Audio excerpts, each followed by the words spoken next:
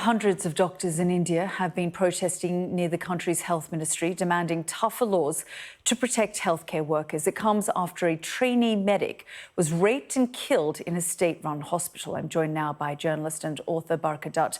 Barkha, it's really good to see you. I mean, this is a horrific, horrendous attack, and now we've seen protests pretty much right across the country by the health workers. Hi, Yalda. Yes, it's been a very, very depressing and angry week if you speak to anybody in India, especially women. We have now seen protests nationwide, and the crime, of course, was horrific in of itself. But what followed after the crime has compounded it. There has been a clear attempt at a cover up. There's been a clear attempt at hiding facts from people. The principal of the college, the medical college where this rape and murder took place, was seen to be somebody who indulged in victim shaming. He questioned why the doctor was alone at night after a 36-hour work shift. The college lied to the parents and suggested that the woman had died by suicide. There are many other suspicious questions that are mounting about his role in this entire rape and murder. And the government of West Bengal, the eastern state of India where this occurred, instead of sacking him and terminating him, actually transferred him to another college and tried to protect him.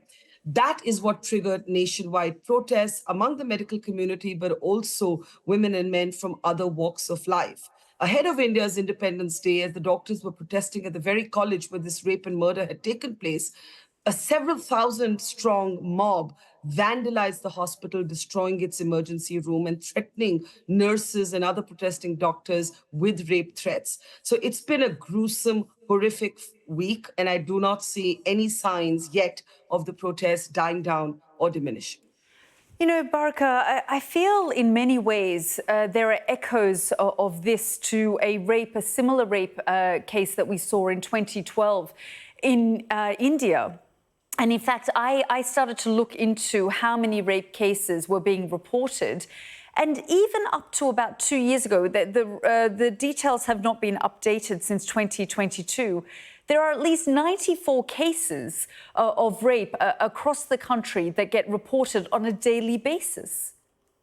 And if I were to break that down further for you, there's a rape every 16 minutes, and there are 51 crimes against women every hour. And that is data as of last year. Now, one way to look at it is maybe more rapes are getting reported. Maybe there is less stigmatization around talking about this crime. I wish I could look for some silver lining in these dark clouds. But the truth of the matter is that when you look at this young woman, the daughter of a tailor, really, her father and mother stitched clothes. They come from a very, very poor household. They pretty much put each sort of rupee that they earned into making their daughter a doctor. When you see her getting raped at her place of work, getting killed at her place of work, I have to wonder, at the paradox of Indian women today. We have women flying fighter jets. We have women leading corporate companies. We have women reporting from war zones. We have women doing everything, even landing on warships. But we cannot be sure that we will not be killed or raped at our place of work. And guess what? Just today, moments ago, the government of Bengal came up with a slew of measures that were supposed to make us feel better.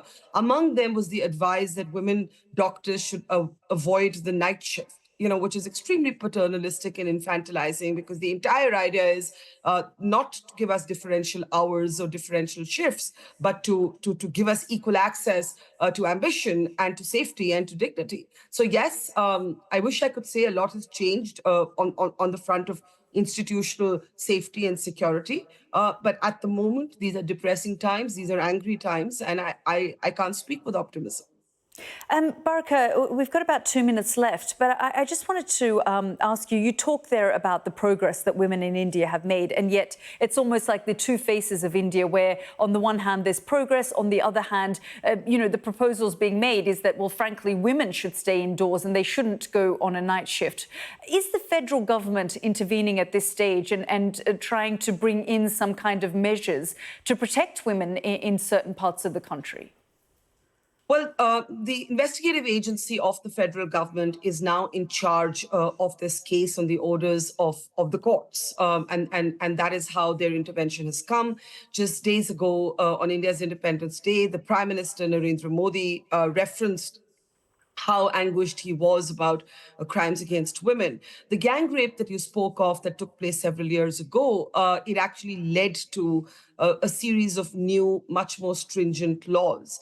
But the problem is institutional. It's structural. It's even in the fact that Indian law does not allow us to name a rape victim or a rape survivor because the stigmatization is so acute. And instead of making the rapist feel ashamed, our society still has that paradox of making the woman feel ashamed. Now, to be clear, I do think that gender is a universal question. I think women everywhere, whether it's London or Lucknow or New York or Yeah. New Delhi, are dealing with these questions. But here in India, I think what we're asking for is freedom, and not to be fettered and not to be protected in a way that we can't even pursue our careers or our dreams.